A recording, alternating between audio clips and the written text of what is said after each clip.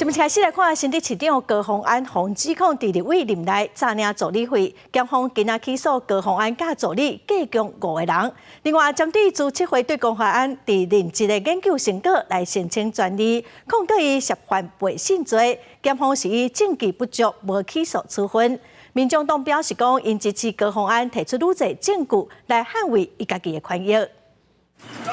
以被告的身份，几届洪玉谈。新竹市长高虹安加入去食钱的争议，在做立委的期间涉嫌诈领助理费，检方10时侦查终结，以贪污等等的罪嫌，甲高虹安甲助理等等5个人提起公诉。高姓被告公私不分，贪图小利，为支应其他开销而操控助理薪资，榨取助理费，且饭后态度不佳，又卸责给助理，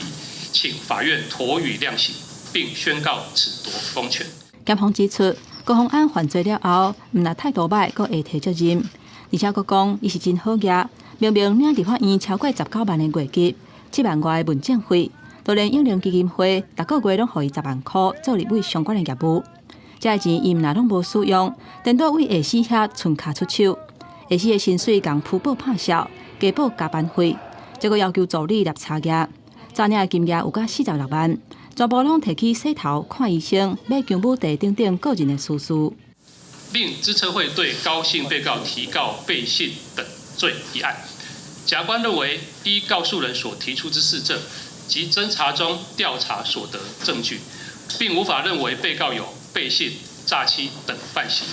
而予以不起诉处分。我想在一开始，在侦查的一开始的时候，我想检察官就已经认定就是要起诉我贪污。今天得到这个贪污起诉的结果，其实真的一点都不意外。许多我